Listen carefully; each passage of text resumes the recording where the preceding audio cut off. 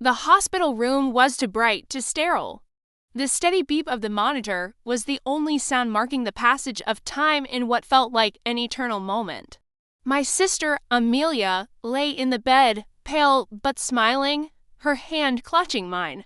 "Lily," she whispered, her voice raspy from the anesthesia.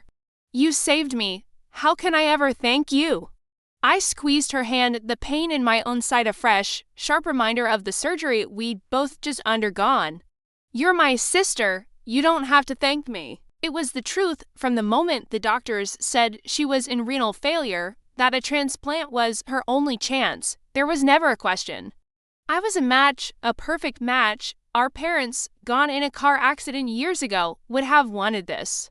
I was her big sister. It was my job to protect her. My husband, Daniel, stood at the foot of the bed, his handsome face lined with worrying and pride.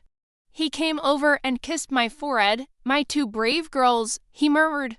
He'd been my rock through it all, the tests, the anxiety, the recovery. As the weeks passed, Amelia recovered at our home. Daniel insisted. "She's family," he said. "She needs us." I was touched by his kindness.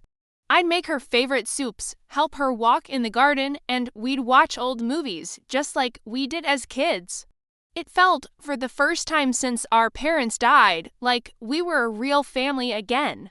But slowly, subtle shifts began. Daniel started working later. He'd come home with Amelia's favorite pastries to cheer her up. He'd laugh a little too loudly at her jokes. I brushed it off as gratitude, as the closeness that comes from a shared crisis. I was the one who was tired, still recovering myself, maybe a little paranoid. The turning point was the necklace, our 5th wedding anniversary. Daniel gifted me a beautiful, delicate silver chain. It was lovely. But the week before, I'd seen a jewelry box in his briefcase. When I'd peeked, I saw a velvet case holding a stunning emerald pendant. Emerald was Amelia's birthstone, not mine. I'd shaken my head, chiding myself for my suspicion. He probably just bought it as an investment. Then came the night of the charity gala.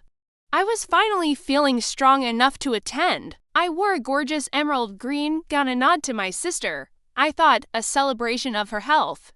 Daniel's eyes had widened when he saw me. "You look incredible," he said, but his smile seemed strained.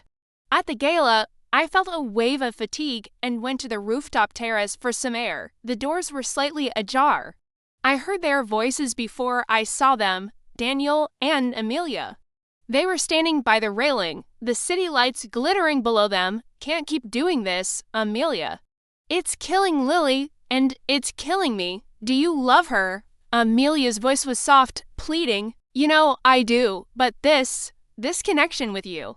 Since the surgery, it's like I see you differently. I feel responsible for you. And what you said about your feelings, my blood ran cold." I held my breath, pressing against the cold wall.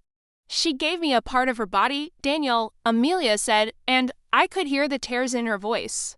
"But you've given me a reason to live again. I know it's wrong. I know she's my sister. But when I was sick, it was you who sat with me, who read to me, who made me believe I had a future, not her. You, the plan." Daniel started, his voice thick with guilt. "We agreed. After she's fully recovered, financially secure from the trust, we'd tell her gently, we'd make sure she was taken care of, but we couldn't live a lie. You said you couldn't bear to see me with her anymore." Knowing how we felt, the world tilted. The pain in my side was nothing compared to the searing, tearing agony in my chest. The trust. My parents' life insurance, left equally to both of us, but held in trust until we were 30. My 30th birthday was in 6 months. They were waiting for me to access my share. Were they planning to take everything? I remembered the emerald pendant. It wasn't an investment. It was a promise to my sister. I didn't make a sound. I backed away silently, my tears falling cold and fast. I had given her a kidney. And in return, they had plotted to take my husband, my security, my future. The naive, trusting sister was gone in that instant. In her place, a cold, clear strategy began to form. They thought I was weak, recovering, oblivious. They thought their plan was clever.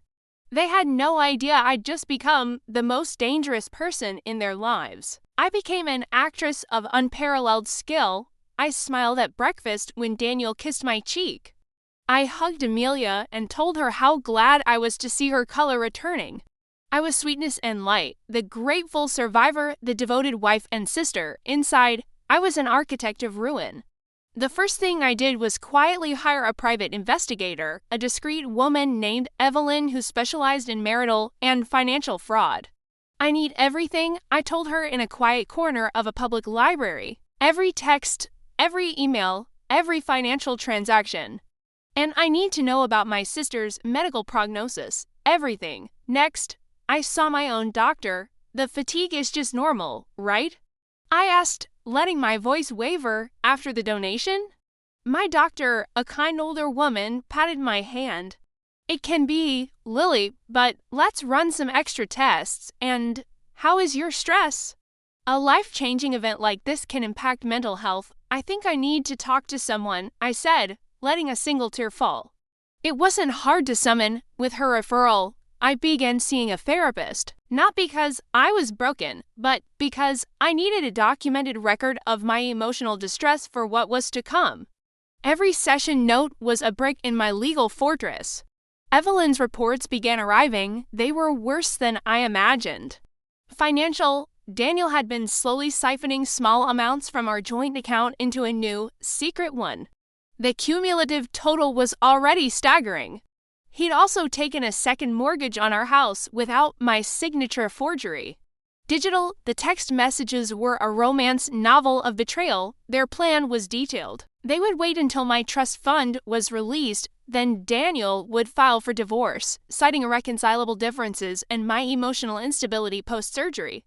Amelia would testify about my erratic behavior. They'd use my medical recovery against me to seek a larger share of the marital assets and to cast doubt on my ability to manage my inheritance.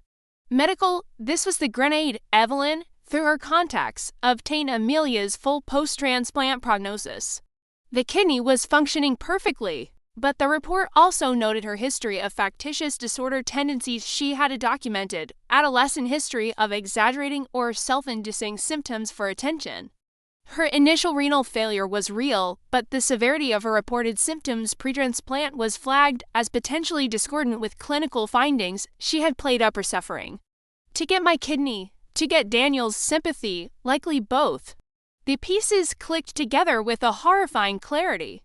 This wasn't a spontaneous affair born of gratitude. This was a long-game manipulation. Amelia had seen my happy marriage, my stable life, as something to be acquired. And Daniel, the weak-willed man I'd married, had been seduced by the role of savior. I didn't confront them, I nurtured their deception. I started talking about my plans for the trust fund, vague, dreamy ideas about starting a charitable foundation. I saw the greedy glint in their eyes. I began to struggle with mild anxiety, asking Daniel to handle more of the bills, seeding the idea of my fragility. All the while, I worked with a ruthless divorce attorney and a forensic accountant. We built a case for fraud, forgery, emotional abuse, and coercive control. We documented the financial theft. We prepared to file a civil suit against Amelia for intentional infliction of emotional distress. The stage was set. I chose my 30th birthday party as the stage. They had planned a small dinner at home, just the three of us. I insisted on a party at a chic downtown restaurant. I finally feel strong again, I chirped, let's celebrate life. I looked radiant in a crimson dress, the color of strength, of blood. Daniel and Amelia sat close together at the table, whispering, thinking their secret was safe in the crowd. After the cake was cut, I stood tapping my glass. Thank you all for coming, I began, my voice clear and strong. This past year has been transformative. I learned the true depth of family. I learned that love means sacrifice. I smiled at Daniel and Amelia. They smiled back, condescending and pleased. I gave my sister a kidney, I continued, the room nodding respectfully. It was the easiest decision I ever made, because you protect family. What was harder was discovering that some people see such a gift not as an act of love, but as an opening. A weakness to exploit. The smiles on their faces froze. I picked up a remote. I made a little slideshow. To commemorate this journey, the screen behind me lit up. Not with birthday photos, but with a scanned document. The second mortgage agreement with Daniel's forged signature next to mine. A collective gasp went through the room. The next slide, a graph of our joint account, with arrows tracing the siphoning to the secret account. Daniel shot to his feet. Lily, what is this? This is a lie. Slide 3, a text message chain. Amelia, I can't wait until you're finally mine. She's so clueless, Daniel. Soon, my love. After the money, the room erupted in whispers. Amelia's hand flew to her mouth. The final slide, I said, my voice like ice, my sister's medical report. Highlighting a history of manipulating illness for sympathy. You didn't just want my husband, Amelia. You curated a crisis to take my organ, and then you targeted my life. You are sick. But not in the way we thought. I turned to the crowd, which included our closest friends, Daniel's boss, and Amelia's social circle. My attorneys have filed for divorce on grounds of adultery and fraud.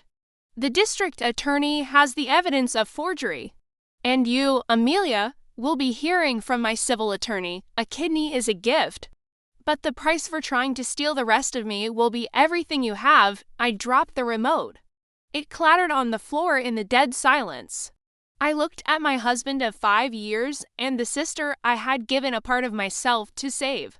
Their faces were masks of utter horror and shame. Happy birthday to me, I said quietly. Then I walked out of the restaurant into the clean night air, leaving the wreckage of their plot and their lives behind me. The real recovery started now.